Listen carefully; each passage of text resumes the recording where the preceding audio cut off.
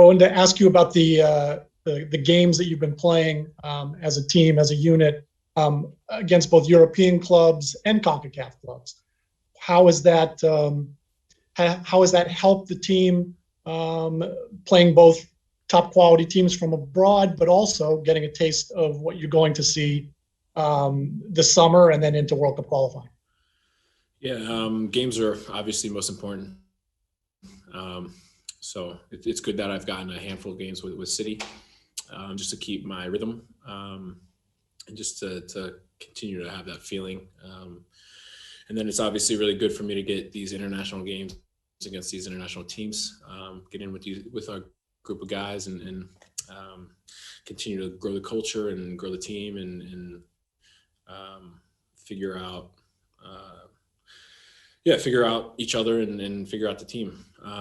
So yeah, I'm very happy with the amount of games I've gone with City so far, and I'm going to continue to work hard to put myself in those. To put myself in that opportunity to get on the field. Next will be Jeff Carlisle from ESPN FC. Thanks, Michael. Hi, Zach. Kind of along those lines, by my count, you've gotten about, I think, 10 games, City in competitions. I mean, how hard is it to maintain your rhythm? What are the challenges that come with maybe not suiting up or getting on the field every week, but just in spots? How tough is that?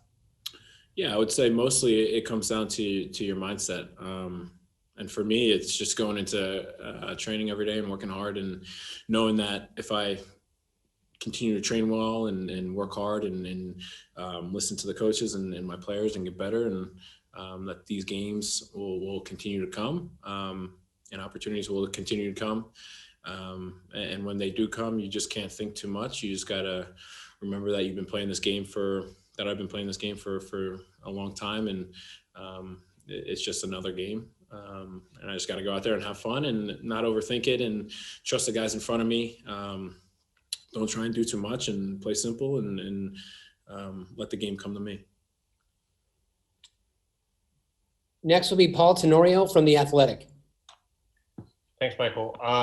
Zach, just to follow kind of this line of questioning about games and rhythm and all of that, have you thought or talked with Greg and your coaches at Manchester City about what you want to do in the summer? Do you obviously Greg's talked about the rough schedule with the June Nations League and then all those World Cup qualifiers in the fall and trying to give players a break in the summer with Gold Cup. Is that a tournament or maybe even the Olympics that you'd like to take a part in just to try to get more games? Yeah, we're definitely having those conversations.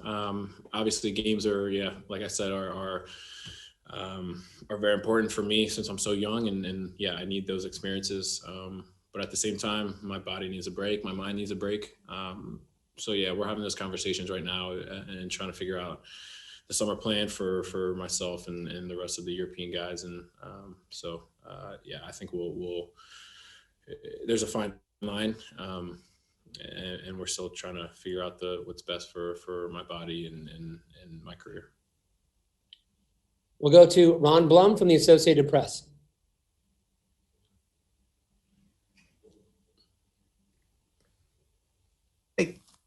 Hey, Zach, when you look at this camp in June, what in your mind are the things that you and the team need to accomplish as a group in these situations to get ready for qualifying in September?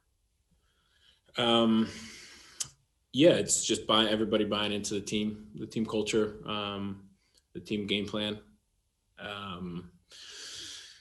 It's tough because we when we get together, it's for a very short amount of time. We don't have many trainings, and then the games come. So it's really just trying to get everybody on the same page as fast as possible. Obviously, we want to lift as many trophies as possible. We want to lift the trophy in June. We want to lift the Gold Cup trophy, and then that will give us confidence going into World Cup qualifiers. We'll go to Brian Strauss from Sports Illustrated. Thanks, Michael. Hey, Zach. obviously there's very good reasons for this because like there was a pandemic and all. But you guys have played really only CONCACAF teams over the past 18 months, just the one game against Wales. And obviously there are good reasons why that's a good idea. It prepares you for what you're going to see in qualifying and all that kind of stuff.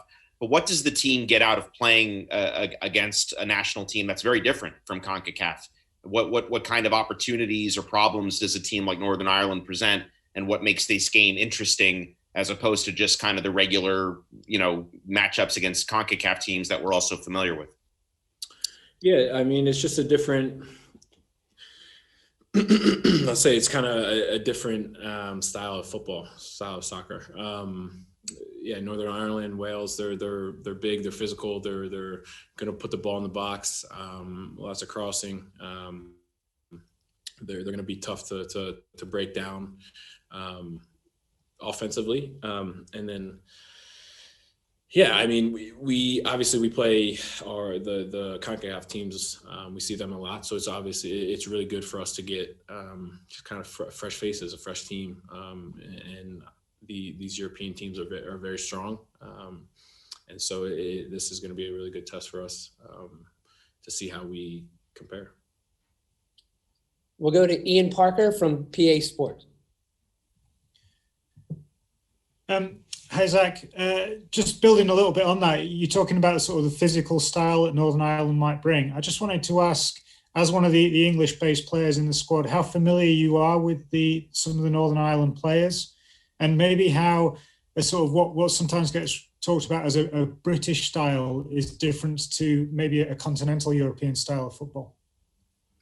I know some of the players. Just from watching them and we played Burnley. So they have a player or two from there. I mean, each country kind of has their own little style of soccer, and it's going to be a test for us. It's something we haven't seen in a little bit.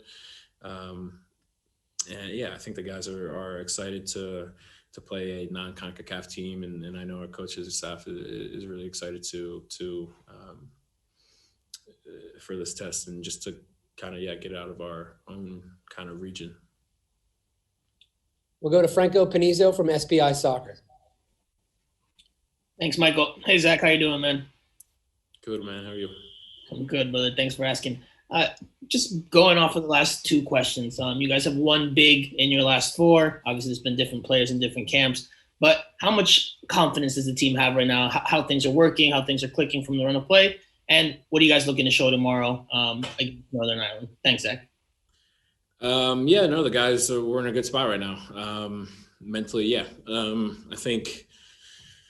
We've done a good job to create a good culture, a good bond within the group. And when there's new names that come in or different faces that come in, and they come in and they step up and they kind of mesh well with the rest of the guys. So that's a kudos to our coaching staff and to the character of the guys on the team. And then what was your second question? Sorry.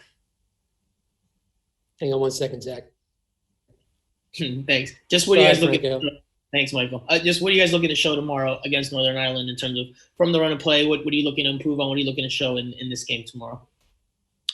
We want to be aggressive. We want to attack them. We want to get in behind them. We want to create goal scoring opportunities, and we don't have many opportunities to come to Europe and play European teams on their soil. So we want to get a win on an away win. So this is a really good test for us. We'll go to Ryan Talmadge from goal.com. Hey, Zach, obviously, as a goalkeeper, it's important for you to have some sort of chemistry and bond and an idea of what, you're doing alongside the back line and your center backs in particular. And at the international level, that isn't always easy. You have months in between camps or whatever. And especially over the last year or so, you guys haven't always been together. You've had a handful of games with John Brooks, a handful of games with Aaron Long. Chris Richards is kind of new. Where do you kind of feel in that process with your center backs, and how do you kind of see this group developing as you kind of get into the big competitions this summer and beyond? I think so far we've probably done a good job of the guys have done a good job of coming in and stepping up and executing their roles defensively. Like you said, it's not easy coming in and having little time training and trying to get connected when we're all used to so many different styles and other players. But like I said, the guys, they have great character in front of me because when their name's called, they're tuned in, they're focused, and they're ready to step up and get the job done.